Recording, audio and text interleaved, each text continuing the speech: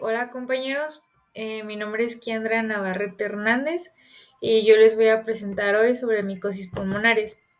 Vamos a ver la definición, epidemiología, factores de riesgo, etiología, fisiopatología, cuadro clínico, estudios complementarios, patología, tratamiento y medidas preventivas. Bueno, las micosis pulmonares este video se van a dividir específicamente de cuatro. Entonces, primeramente comenzamos con la histoplasmosis. La histoplasmosis se va a definir como una micosis endémica, es la más frecuente en Norteamérica y es causada por un hongo dimorfo térmico llamado Histoplasma capsulatum. La infección se va a adquirir por la inhalación de micronidios del hongo y estos van a estar presentes en el suelo, pues en suelos contaminados y pueden manifestarse como un espectro de enfermedades que van desde una infección asintomática hasta una enfermedad diseminada progresiva y potencialmente mortal. En cuanto a su epidemiología, pues esta es la micosis endémica más común en Norteamérica. La distribución geográfica, pues aunque se reporta en todo el mundo, es particularmente endémica en los valles fluviales de Ohio y Mississippi en Norteamérica. Sin embargo, pues también es frecuente en ciertas partes de México, Centroamérica y Sudamérica, como Brasil, África y Asia. El hongo va a proliferar sobre todo en tierra húmeda y ácida, especialmente en aquella enriquecida con excrementos de aves o murciélagos. Y bueno, la infección va a ocurrir cuando ésta se va a dispersar en la tierra contaminada. Esto va a hacer que los microconidios, que esta es como la forma infectante, se transformen en aerosol y estos van a ser inhalados por personas que se encuentren pues a sus alrededores. Entonces, pues derivado a esto tenemos actividades que pues son consideradas como de alto riesgo en la población, que pues sería personas que están como constantemente expuestas a esto, como por ejemplo la espeleología, las excavaciones, la limpieza de deyecciones de pollos, o sea, excrementos de pollos, la demolición y remodelación de edificios viejos y también la poda de árboles.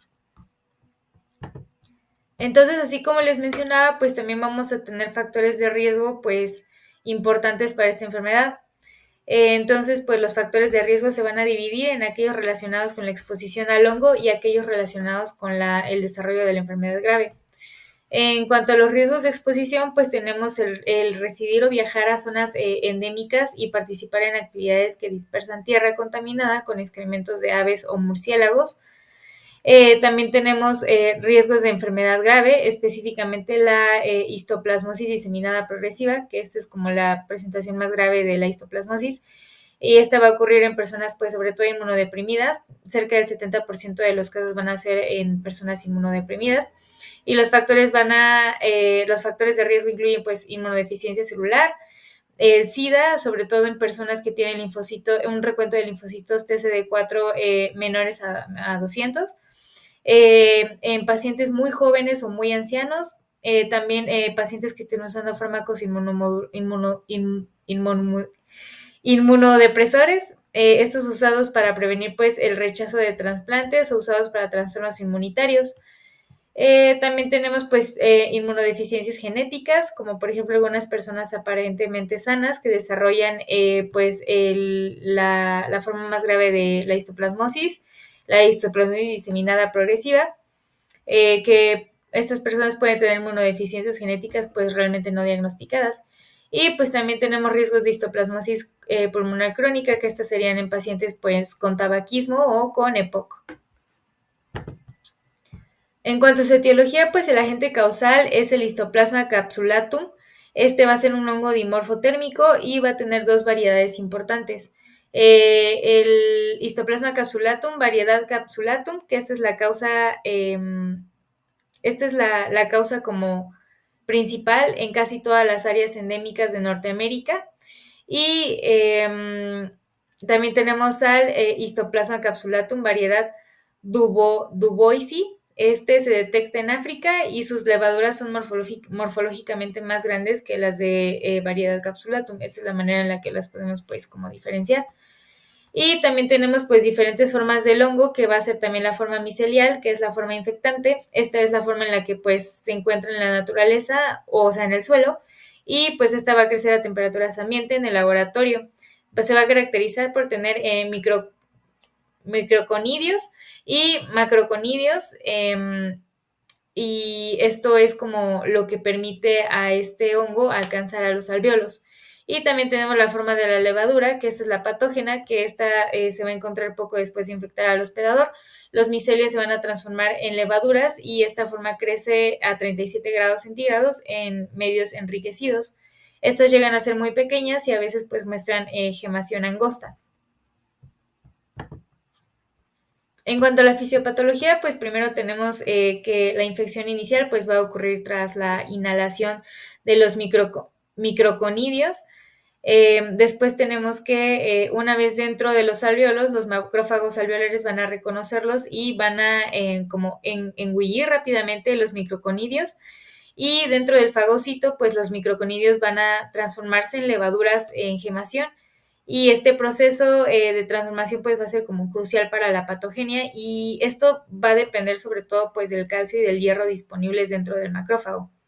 Después vamos a tener que las levaduras pues van a ser capaces de proliferar y multiplicarse dentro de los macrófagos en fase de reposo.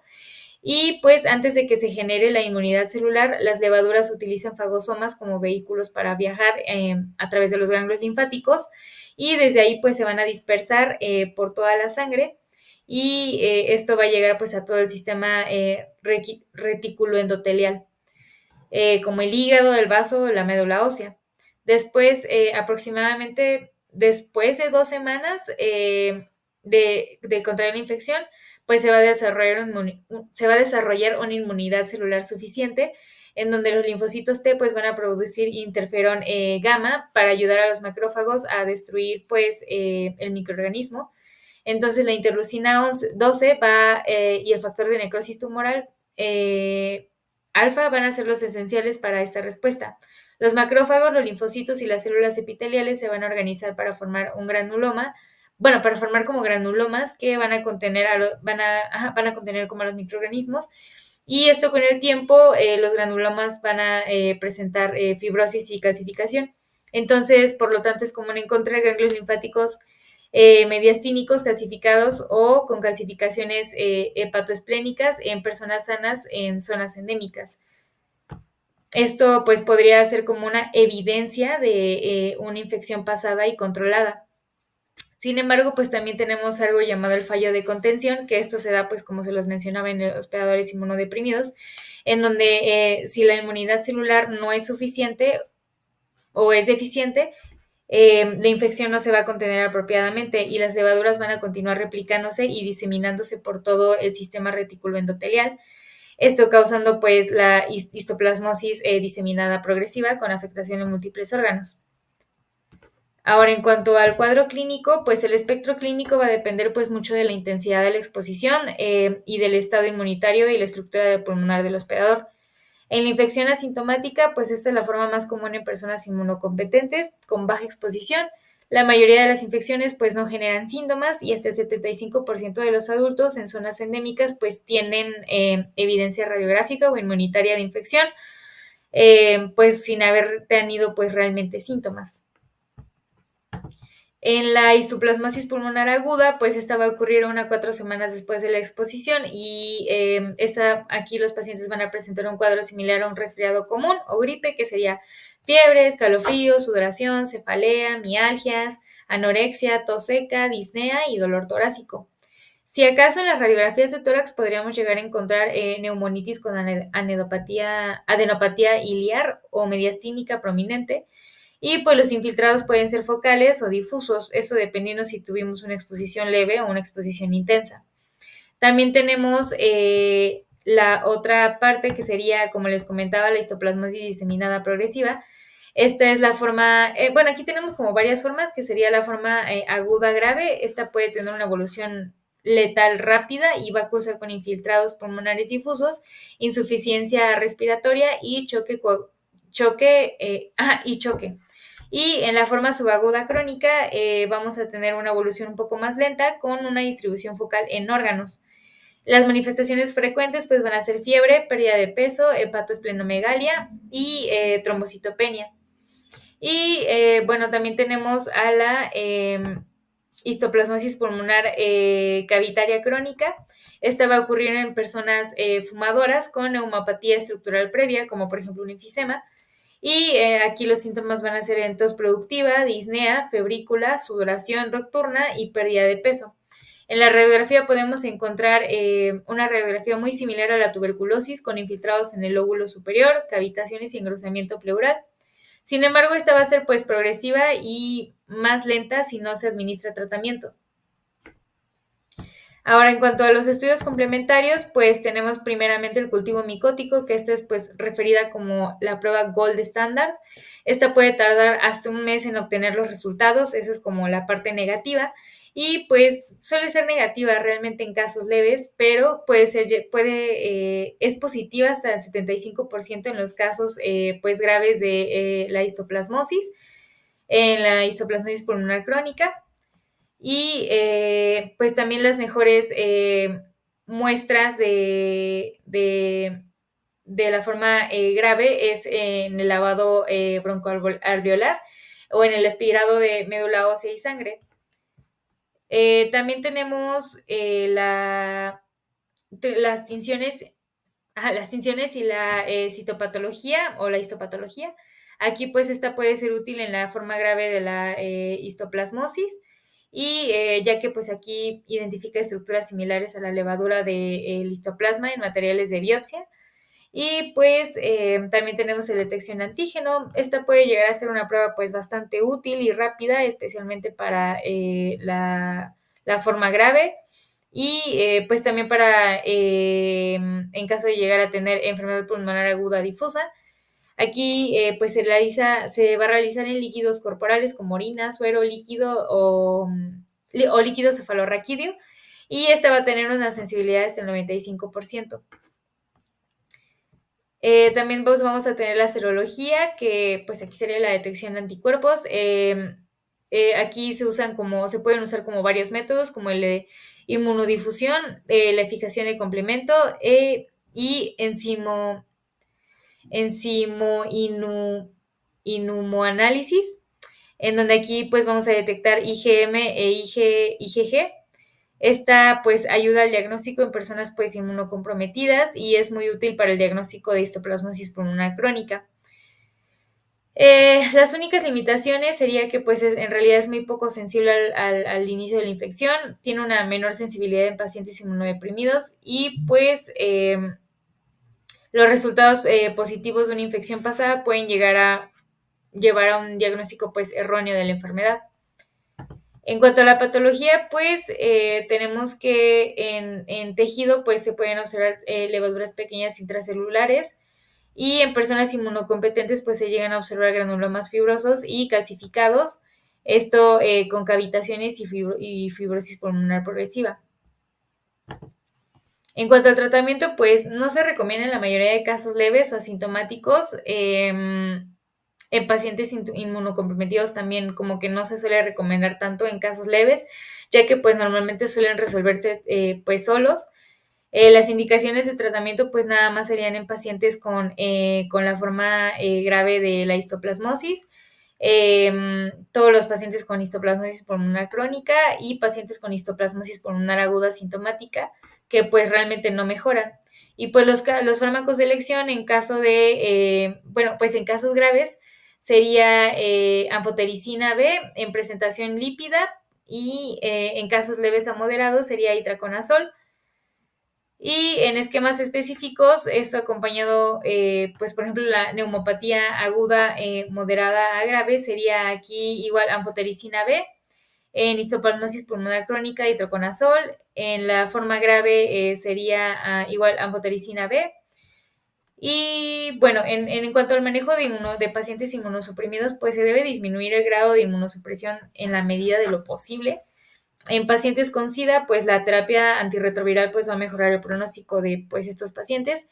Y pues es necesario vigilar las concentraciones de itraconazol en sangre. También se debe vigilar las interacciones farmacológicas. Y pues también se recomienda dar el tratamiento de mantenimiento de por vida con itraconazol en pacientes con inmunosupresión persistente. Pues bueno, en cuanto a las medidas preventivas, pues el texto no, pues aquí realmente es más que nada evitar actividades de riesgo en zonas endémicas. También podemos utilizar el uso de mascarillas y humedecer el suelo para reducir pues los aerosoles, que haya mucho polvo. Y también podemos tener la profilaxis secundaria con nitrocorazol, esto en pacientes inmunodeprimidos o inmunodeprimidos con la infección previa.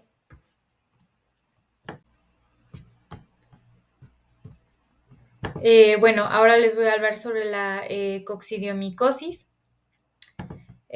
Bueno, la coccidiomicosis, o también conocida popularmente como fiebre del valle, es pues una enfermedad causada por un hongo dimorfo. Y van a existir pues dos formas llamadas coccidioides, el cual pues vive en la tierra. Y pues mediante el análisis genético se han identificado pues dos especies de estas, que sería Coccidioides imitis y Coccidioides posadacea, perdón. Sin embargo, pues ambas son casi idénticas en la enfermedad clínica, por lo tanto, o sea, en la enfermedad clínica, pues que provocan, y en los resultados de las pruebas de laboratorio, pues habituales, por lo que, pues en la práctica clínica, pues se les conoce como simplemente, pues coccidioides. O sea, realmente no hay mucha distinción entre cada uno, pero es importante mencionarlo. Ahora, en cuanto a su epidemiología, pues esta enfermedad pues se limita al continente americano, sobre todo en áreas ubicadas en latitudes 40 grados al norte y 40 grados al sur. Las zonas endémicas en Estados Unidos pues son en zonas de más alta endemicidad, donde pues la enfermedad es muy común, sobre todo en el Valle de San Joaquín en California, de donde proviene el apodo pues justo fiebre del valle, y la región sur-centro de Arizona. Y también se ha observado pues que se ha adquirido en otras áreas del suroeste de Estados Unidos, como el sur de Nevada, el suroeste de Utah, también, si no me equivoco, el sur de Nuevo México y el oeste de Texas. La región endémica pues parece ser que se está expandiendo. Sin embargo, pues también tenemos zonas endémicas fuera de Estados Unidos, como por ejemplo en la zona septentrional, en la zona centro de México y en regiones específicas de Centroamérica. En Sudamérica, de hecho, existen como focos endémicos, sobre todo en Colombia, en Venezuela, en el noreste de Brasil, en Paraguay, en Bolivia y en la zona central de Argentina. Sin embargo, pues el peligro de la infección pues aumenta con la exposición directa pues a la tierra que contiene el hongo. A menudo se asocia pues con tierras aluviales en regiones áridas, y pues el hongo se ha aislado a profundidades de 2 a 4 centímetros pues bajo la superficie, pero pues no se le detecta en tierras de cultivo. Entonces, pues la infección pues realmente no se transmite de persona a persona. Estas pues están suspendidas en el aire, y usualmente después de que la tierra o el polvo contaminado pues ha sido pues removido, lo podemos encontrar. También pues tenemos factores pues climáticos que van a influir, y también pues se ha observado un notable incremento en el número de casos sintomáticos durante pues los periodos de sequía que siguen a las estaciones de lluvia. Ahora, en cuanto a los factores de riesgo, pues existen factores que pues obviamente van a aumentar el riesgo de infectarse, y factores que van a aumentar el riesgo de desarrollar una enfermedad grave o diseminada. En cuanto al riesgo de infección, pues tenemos el vivir o viajar a zonas endémicas, pues que ya les acabo de mencionar, el tener exposición directa a tierra o polvo no cultivado, especialmente en zonas en donde se realizan pues excavaciones arqueológicas, hay construcciones o actividades militares. También tenemos el riesgo de enfermedad sintomática. Esto sería el riesgo de desarrollar pues síntomas después de la infección. Esto debido a que pues aumenta conforme la edad. Y también tenemos el riesgo de enfermedad diseminada grave. Aquí serían en pacientes varones con descendencia de raza negra o filipina. También presentar disminución en la inmunidad de tipo celular.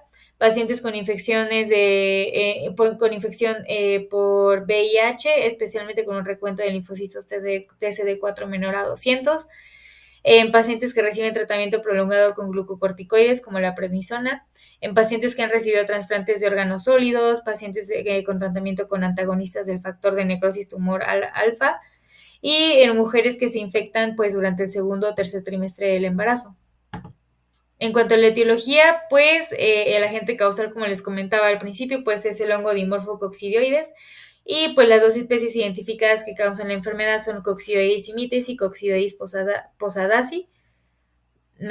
Posadacea, pero pues recordemos que, como les mencionaba, pues realmente no hay alguna diferencia clínica a destacar entre estas dos, entonces pues aún así es importante conocerlas, pero también es importante destacar que pues no hay diferencia clínica entre estas dos.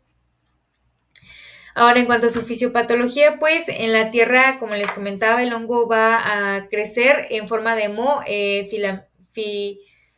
filamentoso, y dentro de estos, pues, filamentos van a desarrollarse unas células viables en forma de barril llamadas atroconidios. Entonces, cuando la Tierra pues se remueve, estos atroconidios que miden cerca de 2 a 4 micrómetros van a quedar suspendidos en el aire. Esto debido al movimiento de la Tierra. Entonces, gracias a su pequeño tamaño, estos pueden ser pues inhaladas fácilmente y esto pues va a evadir las defensas de las mucosas y va a llegar hasta los pulmones, hasta los alvéolos, en donde pues aquí va a comenzar la infección. Entonces, una vez dentro del hospedador, el atroconidio, inhalado va a cambiar de forma y se va a agrandar, se va a redondear y se va a multiplicar se va a dividir, y esto va a hacer que se convierta en una estructura única de este hongo llamada esférula. Entonces, la esférula puede crecer hasta 200 micrómetros de diámetro, y pues dentro de las férulas se van a formar como numerosos elementos pequeños llamados endosporas, en donde pues cuando la esférula se madure y se rompa, pues se van a liberar estas endosporas en el tejido circundante, y pues cada endospora tiene la capacidad de crecer y transformarse en una nueva esférula, propagando pues así la infección local, la infección que primeramente pues era local hacia el pulmón.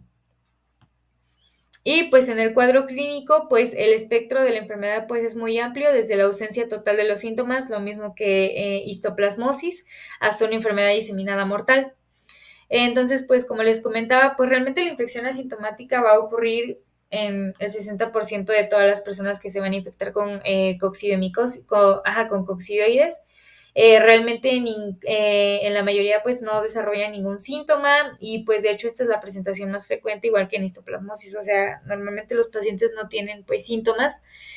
También tenemos la coccidiomicosis pulmonar primaria, que esta es sintomática y esta la va a presentar el 40% restante de los pacientes. Pues aquí sí van a desarrollar síntomas, obviamente, y usualmente en varios días y 2 semanas después de la inhalación.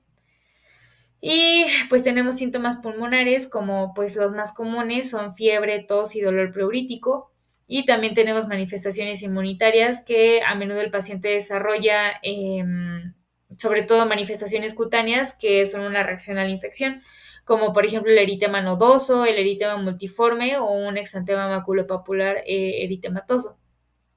También puede llegar a tener los pacientes artralgias, y de hecho se le conoce, esta puede desencadenar una condición llamada reumatismo del desierto, y pues también podemos llegar a tener otros síntomas. De hecho, es común que esta enfermedad se confunda con una neumonía bacteriana común.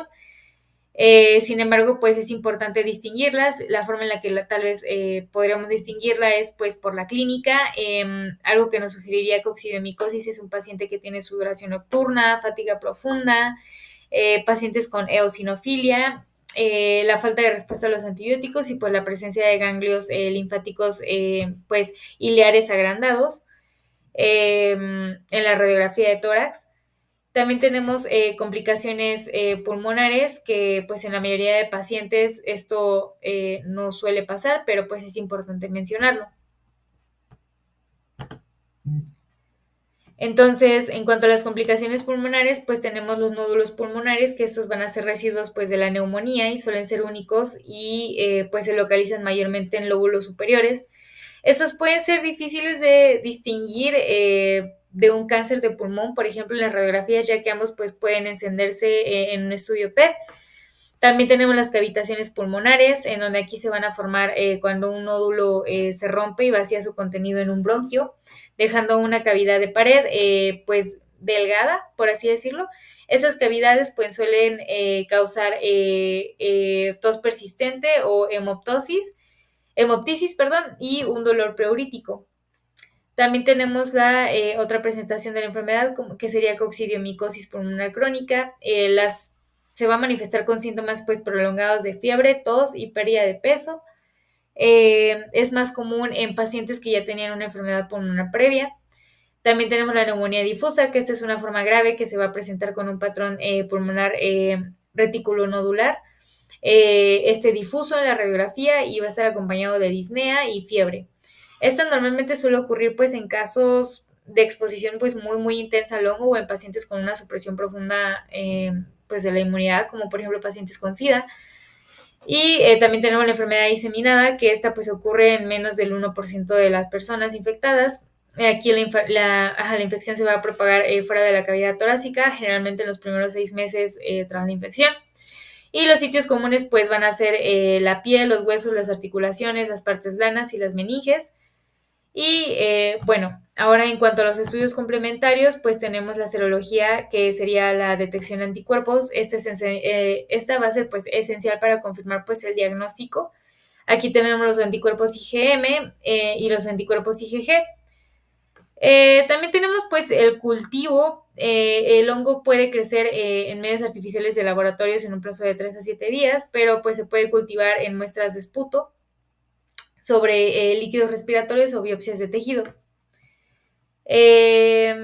También tenemos la identificación directa, que sería la histopatología, que sería en líquidos, pues se pueden observar pues las esférulas, que son pues patognomónicas, y se pueden observar pues directamente en muestras de esputo u otros líquidos respiratorios usando tinciones esenciales como la tinción de Papa Nicolau, por ejemplo. Y también tenemos la de tejidos, que aquí pues en muestras de biopsia pues las esférulas y la inflamación granulomatosa pues van a rodear a estas, entonces pues se pueden identificar con la tinción de hematoxilina, eosina. También tenemos la detección de antígeno y pues la PCR. En cuanto a la patología, pues podemos encontrar, dependiendo en qué etapa lo observemos, por ejemplo, en un pulmón, en la infección primaria, pues podemos encontrar granulomas con necrosis central y esférulas, y puede haber pues también fibrosis residual, nódulos pulmonares o cavitaciones si la infección pues fue un poquito más severa. Ahora, en cuanto al tratamiento, pues el tratamiento va a depender pues de la gravedad de la enfermedad y el estado inmunitario del paciente. Normalmente para pacientes leves o asintomáticos, pues no se recomienda ningún tratamiento. Sin embargo, para pacientes con síntomas, con enfermedad moderada o persistente, se puede dar fluconazol o itraconazol. También en difusos o graves se puede dar anfotericina B. Este sería como un tratamiento pues inicial. Y después pues se puede dar triazoles prolongados, como por ejemplo el fluconazol o itraconazol también. Recordemos que pues se administran oralmente. Y pues por ejemplo también tenemos en los ejemplos que les ponía justamente, como por ejemplo en pacientes con la situación como la meningitis, podemos encontrar que recordemos que es la forma más grave. Se recomienda la administración de triazoles. Usualmente se da el fluconazol. Y en embarazo pues se prefiere sobre todo anfotericina B, ya que recordemos que los triazoles pues son súper teratogénicos en el primer trimestre. Y como medidas preventivas pues realmente es lo mismo, sería evitar pues la exposición a polvo o tierra en zonas endémicas. En pacientes inmunodeprimidos o con trasplantes, pues en áreas endémicas se recomienda la profilaxis contra azoles por 6 a 12 meses. Y pues recordemos que pues no existe vacuna ni profilaxis rutinaria en pacientes con VIH.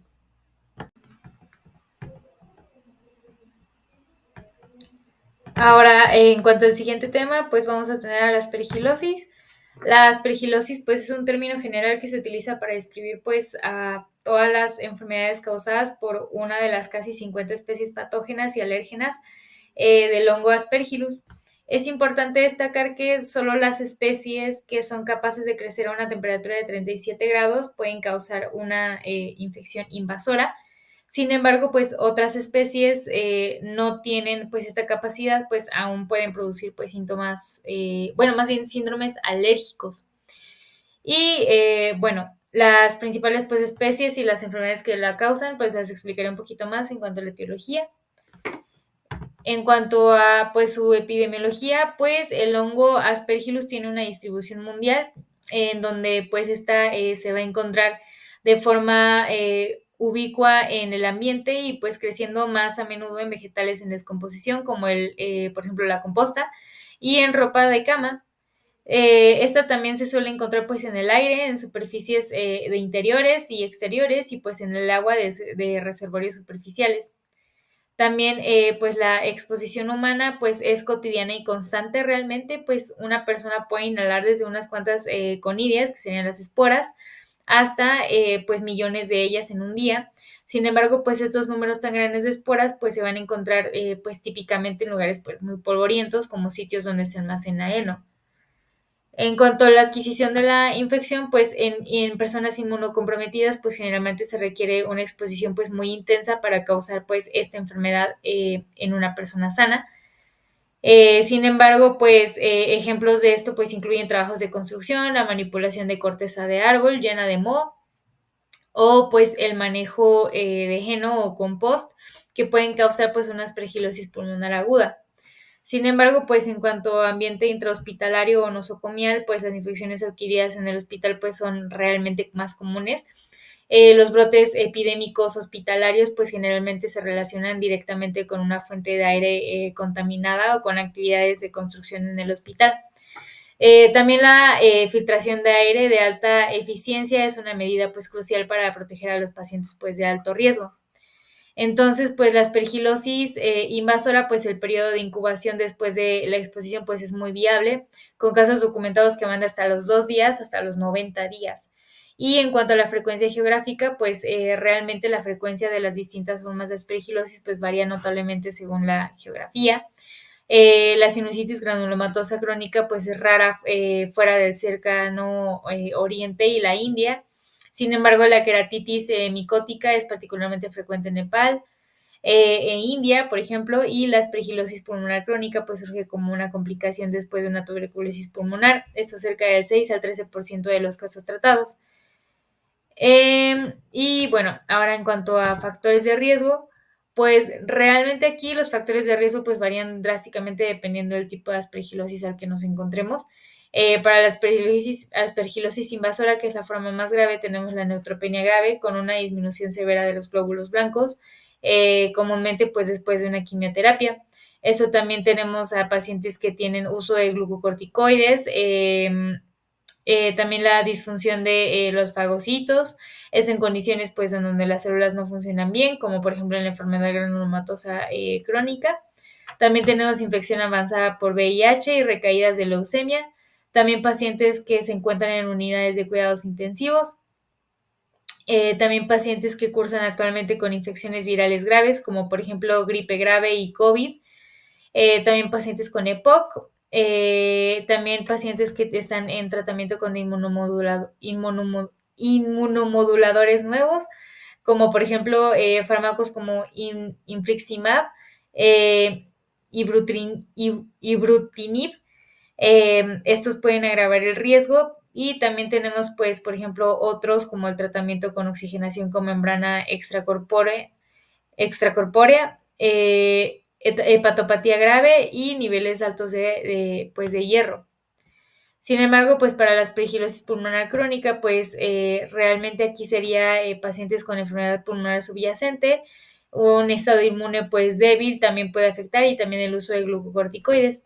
Sin embargo, para la aspergilosis alérgica, pues esta sería en condiciones de base, pues, o sea, en condiciones de base, pues esta forma principalmente a pacientes con asma y fibrosis quística como pacientes en factores de riesgo. También pues existe una base genética importante que va a predisponer a la persona pues a generar una respuesta alérgica del tipo TH2 al hongo. Y pues también la sensibilización al aspergillus es común en pacientes con asma pues mal controlada. En cuanto a su etiología, pues como les comentaba, la enfermedad es causada por la inhalación de esporas del hongo del género Aspergillus, aunque pues hay casi 50 especies que pueden causar esta enfermedad, pues la gran mayoría de casos se deben pues realmente a unas pocas especies que son también clave, que sería el Aspergillus fumigatus. Esta es la causa pues más importante y frecuente de esta enfermedad invasora, crónica y alérgica. También tenemos Aspergillus flavus, esta a menudo implicada en sinusitis, infecciones de la piel y queratitis. Esta es la causa más frecuente de sinusitis granulomatosa crónica. También vamos a tener Aspergillus niger, que este es famoso por causar otitis externa y colonización de las vías respiratorias. Y también tenemos Aspergillus terreus, que este es notorio por causar la enfermedad invasora con mal pronóstico y pues por ser resistente de forma natural al fármaco anfotericina B. También tenemos Aspergillus nidulans, que también es resistente contra anfotericina B y pues esta se asocia más que nada a pacientes con enfermedad de granulomatosa crónica. Ahora, en cuanto a su fisiopatología, pues primero pues va a comenzar justo con una inhalación de esporas en una persona sana. También cabe resaltar que pues la fisiopatología va a variar un poco en cuanto al tipo en el que nos encontremos, si es invasora, pulmonar crónica o también alérgica. La aspergilosis invasora, por ejemplo, esta va a comenzar con inhalación de esporas en una persona sana. En las células inmunes pues van a destruir pues las esporas. Sin embargo, pues en un paciente inmunocomprometido, especialmente con neutropenia o en tratamiento con glucocorticoides, pues esta primera línea de defensa pues va a fallar. Entonces las esporas pues van a germinar y se van a convertir en hifas o filamentos que van a invadir el tejido pulmonar y lo más característico pues es que invaden los vasos sanguíneos. Esta invasión pues acorta el suministro de sangre causando un infarto y necrosis. Entonces, pues desde el pulmón pues puede diseminarse por la sangre hasta otros órganos como por ejemplo el cerebro.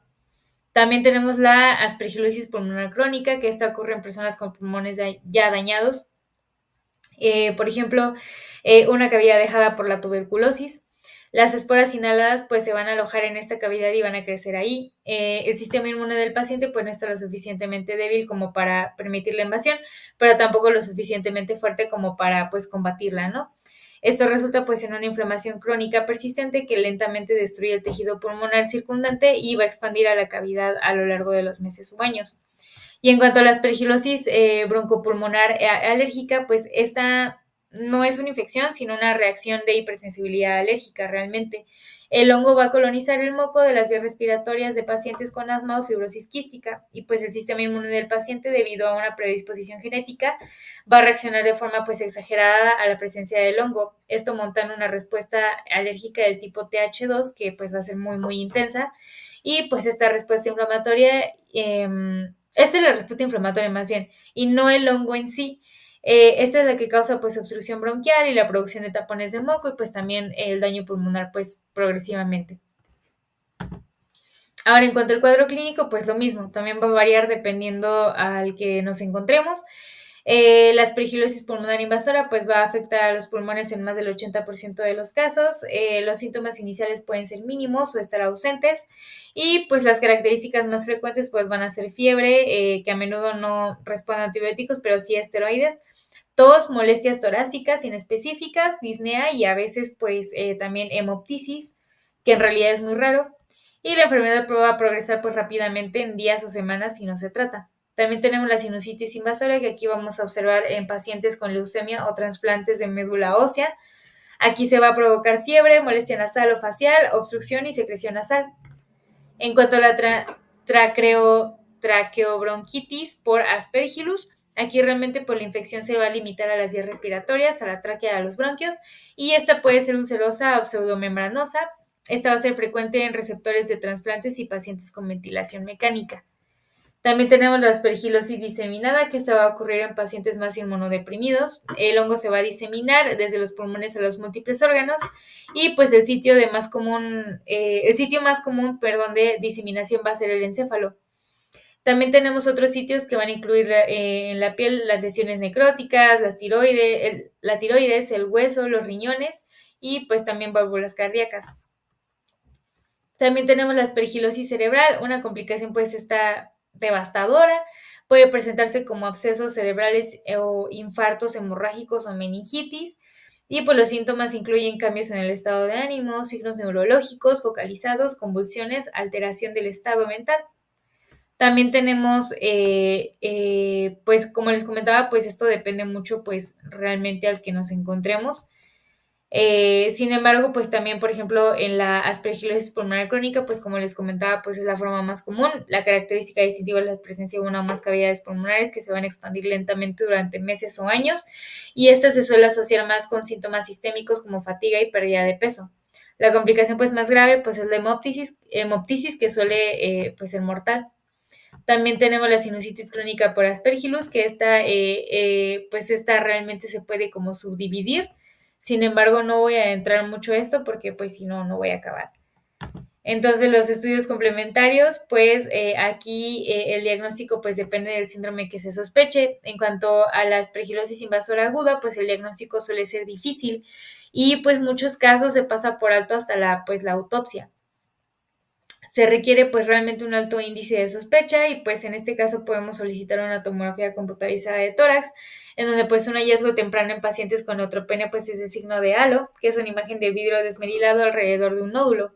También tenemos la detección de antígeno, que es una prueba clave, ya que aquí se puede medir en suero o de una forma pues más sensible en el líquido de lavado branquioalveolar.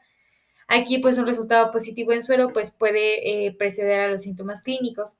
También tenemos el cultivo, que tiene baja sensibilidad, que es solo del 10 al 30% de los pacientes con aspergilosis invasora van a dar un resultado positivo.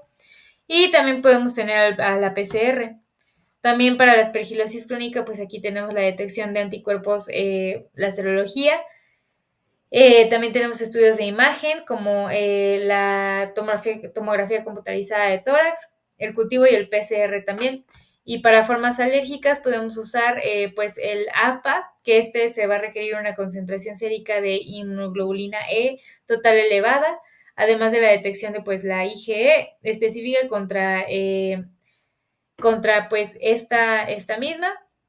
Y pues bueno, en cuanto a la anatomía patológica, pues realmente tenemos que en el pulmón, que después hace la infección primaria, podemos encontrar eh, granulomas con necrosis central y esférulas. También puede haber fibrosis residual o nódulos pulmonares o cavitaciones si la infección pues fue un poco más severa. Y en cuanto al tratamiento, pues realmente igual el tratamiento es complejo y pues debe ser individualizado. También tenemos fármacos antimicóticos activos, como por ejemplo los azólicos, como el voriconazol, el isavuconazol y el posaconazol o itraconazol. También tenemos equinocandinas, como la caspofungina o la micafungina, los polienos, como la anfotericina B, y pues también como consideraciones importantes, pues hay que tener en cuenta que los azólicos tienen muchas interacciones medicamentosas, entonces la concentración de azólicos en sangre pues va a variar mucho entre personas, por lo que se recomienda pues medir sus niveles de acuerdo al paciente. Y pues para el tratamiento de la aspergilosis invasora, pues el tratamiento de primera línea va a ser variconazol o isavuconazol. El tratamiento secundario de segunda línea, pues se puede usar anfotericina B lipídica. Y pues el tratamiento es realmente largo, variando de 3 meses a varios años, dependiendo pues de la respuesta y el estado inmunitario del paciente. También tenemos el tratamiento de la aspergilosis pulmonar crónica. Aquí el tratamiento de primera elección va a ser el voriconazol oral. Sin embargo, pues también tenemos alternativas como el itraconazol o posaconazol. Y bueno, también tenemos el tratamiento quirúrgico, que pues aquí también se va a dividir en varias, que puede ser curativa, que la cirugía puede ser curativa para aspergilomas únicos y para la esfera micótica de los senos paranasales. Ahora, en cuanto a medidas preventivas, pues aquí tenemos la prevención ambiental, que sería la instalación de filtros de aire de alta eficiencia en los quirófanos y las habitaciones de pacientes de alto riesgo, para pues proteger eficazmente contra la infección. Y también tenemos una profilaxis farmacológica en donde aquí pues se van a utilizar en situaciones de riesgo moderado o alto. Se puede utilizar aquí el fluconazol, que se usa normalmente para prevenir cándida, pero sin embargo no tiene actividad contra aspergillus. Pero también tenemos el posaconazol o el itraconazol. También la micafungina pues nos podría ayudar. Sin embargo, es importante por resaltar que pues ningún régimen de profilaxis va a ser pues 100% eficaz.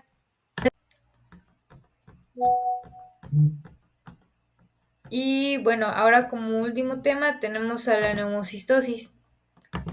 Bien, la neumocistosis se va a definir como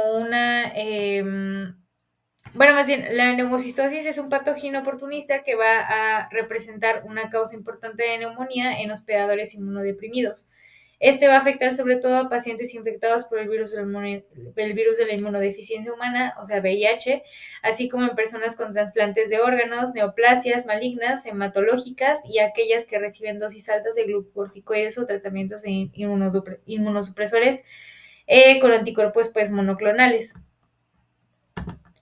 Bien, en cuanto a su epidemiología, pues la neumonía por Pneumocystis jirovecii pues se reconoció por primera vez en brotes de neumonía intersticial en recién nacidos en Europa en las décadas de 1920 a 1950. En los adultos, pues la neumocistosis pues era rara hasta que aumentaron las poblaciones de inmunodeprimidas debido a los tratamientos de trasplantes y los trastornos autoinmunitarios. Y en 1981, pues esta fue una de las primeras enfermedades informadas en varones homosexuales y consumidores de drogas intravenosas, a lo que años más tarde se reconocería pues como los primeros casos del síndrome de inmunodeficiencia adquirida, o sea, SIDA, y pues la incidencia pues creció drásticamente, ¿no? Con la epidemia del SIDA y sin profilaxis o tratamiento antirretroviral, pues el 80 al 90% de los pacientes con VIH-Sida eventualmente pues desarrollaban neumocistosis. Sin embargo, pues la incidencia disminuyó con la introducción de profilaxis y pues los antirretrovirales combinados.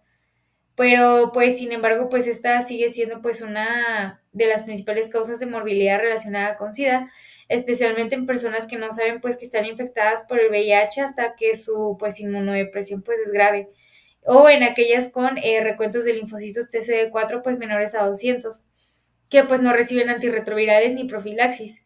Entonces, pues también es importante destacar que pues esta va a ocurrir pues también obviamente en pacientes no infectados con VIH que están inmunodeprimidos por neoplasias malignas, trasplantes o pues fármacos inmunodepresores.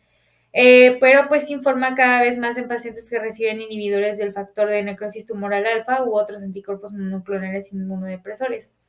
Sin embargo, pues no se ha documentado esta en personas pues sanas y sin inmunodeficiencia, pero en algunos países de desarrollo pues, la incidencia de neumocistosis pues con VIH pues es menor. Esto pues probablemente debido pues a su mortalidad competitiva por otras infecciones como la tuberculosis, que pues suelen ocurrir pues antes de que la inmunodepresión pues sea suficiente para desarrollar pues neumocistosis. Ahora en cuanto pues factores de riesgo, pues tenemos que pues el riesgo depende pues el grado y la duración de la inmunosupresión. Los factores de riesgo clave pues ya se los había mencionado, pero pues serían anomalías en la inmunidad celular o humoral, que pueden ser congénitas o adquiridas, la infección por VIH, que este pues es el factor de riesgo más conocido, sobre todo si este es proporcional pues al recuento de linfocitos TCD4. Y pues de hecho al menos el 80% de los casos en pacientes con VIH pues van a ocurrir en recuentos de este CD4 menores a 200. Y pues la mayoría de casos se presenta con recuentos de CD4 menores a 100. Sin embargo, pues la carga viral del VIH pues también va a ser un factor predisponente. También los fármacos inmunodepresores, como por ejemplo dosis altas de glucocorticoides o fármacos como la fludarabina, la temosolo, temoso, temozolomida, también la ciclofosfamida, el rituximab y también el alemtuzumab, o también inhibidores del factor de necrosis tumoral alfa. También pues puede incluir aquí otras condiciones como neoplasias malignas hematológicas o también trasplantes de órganos sólidos de célula madre. Sin embargo, pues como les mencionaba, pues en pacientes sin VIH, pues en pacientes inmunodeprimidos por razones distintas al VIH, pues realmente es raro de ver, pero pues sí, sí se conoce. En cuanto a la etiología, pues este es un hongo por Pneumocystis jirovecii. Pues la especie que infecta a los seres humanos se conocía antiguamente como Pneumocystis carini, pero su nombre cambió a Pneumocystis jirovecii. Este hongo pues no se puede cultivar en el laboratorio, esto es debido a que pues no se ocupan medios y esto pues hace que se limiten los conocimientos de sus características biológicas. Pneumocystis jirovecii pues es específico en especie humana, o sea, los seres humanos no pueden infectarse con especies de pneumocystis que afectan animales. Y en cuanto a su fisiopatología, pues realmente tenemos primero el ciclo vital y la transmisión. El hongo va a tener un ciclo vital que va a implicar la reproducción tanto sexual como asexual, existiendo en forma de trozofito, quiste y periquiste.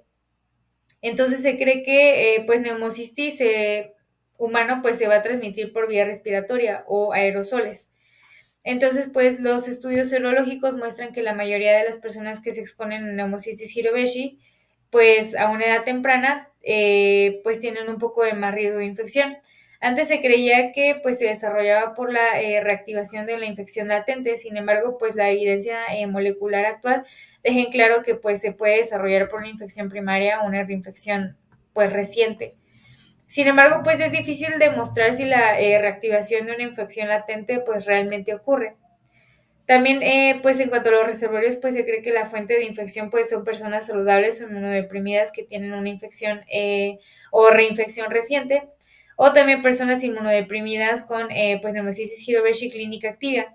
Sin embargo, pues se han producido brotes nosocomiales, también intrahospitalarios, y pues bueno, en cuanto a la respuesta inmune, pues los linfocitos TCD4 pues van a ser cruciales en la defensa contra Pneumocystis jirovecii.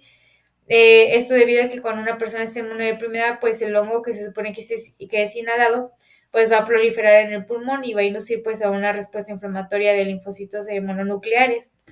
Entonces, pues la neumocistosis pues va a tener un tropismo único por el pulmón, entonces los alveolos se van a llenar con un material proteináceo espumoso, entonces pues este daño alveolar va a provocar más lesión en la barrera alveolo-capilar y las alteraciones en el factor pues tensoactivo o factor surfactante. En cuanto al cuadro clínico, pues aquí tenemos la presentación que se puede presentar como una neumonía aguda o subaguda.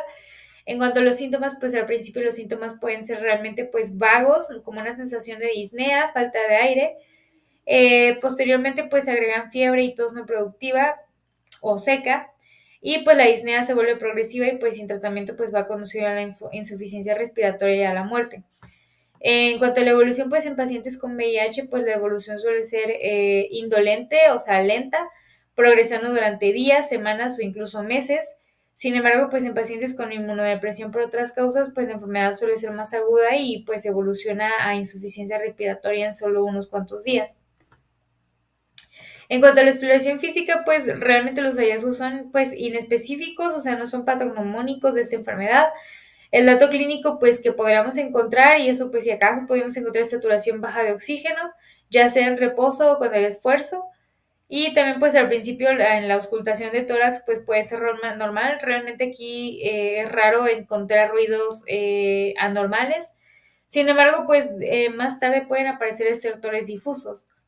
Y en cuanto a la enfermedad extrapulmonar, pues realmente es muy infrecuente, pero pues puede afectar casi cualquier órgano, en particular pues los ganglios linfáticos, el vaso y el hígado. Ahora, en cuanto pues estudios complementarios, pues los datos de laboratorio pues realmente van a ser inespecíficos. Se puede solicitar el lactato de deshidrogenasa sérica, que a menudo pues está aumentada debido al daño pues pulmonar. Sin embargo, un valor alto pues no es específico de pues esta enfermedad y pues un valor normal pues tampoco lo descarta realmente. O sea, es una prueba como un poco innecesaria. También tenemos datos radiográficos. La radiografía de tórax, pues al principio puede ser normal, sin embargo, pues la apariencia típica pues va a consistir pues en infiltrados intersticiales bilaterales difusos que pues son periliares y simétricos. Estos pueden evolucionar a llenado alveolar. También la tomografía computarizada, pues esta es más sensible, ya que pues es de alta resolución. La de alta resolución pues puede mostrar opacidades en vidrio despulido en todos los pacientes con neumocistosis. Sin embargo, pues a menudo antes de que la radiografía sea normal. También otros hallazgos pues se pueden observar quistes y neumotórax, especialmente pues en pacientes con VIH, y también pues puede ocurrir patrones asimétricos, nódulos y derrames. Ahora, en cuanto a la anatomía patológica, pues el diagnóstico definitivo se basa en la visualización del microorganismo. Tenemos también aquí la biopsia pulmonar, que sería la tinción con hematoxilina y eosina del tejido pulmonar, que muestra un característico infiltrado alveolar espumoso y eosinofílico y un infiltrado intersticial mononuclear. Esta apariencia parece patognomónica de esta enfermedad, sin embargo, los microorganismos pues, específicos no se pueden identificar con la tinción.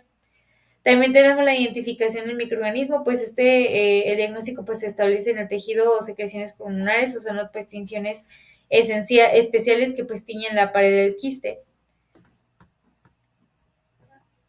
Ahora, en cuanto pues su tratamiento, pues aquí realmente el fármaco de primera elección es trimethoprim con sulfametoxazol. Esta se va a administrar por vía intravenosa o vía oral y pues se va a administrar alrededor de 14 días para pacientes sin VIH o con enfermedad leve y 21 días para el resto de los demás pacientes, que serían pues incluyendo pues a todos los pacientes con VIH, ¿no? En todos los casos.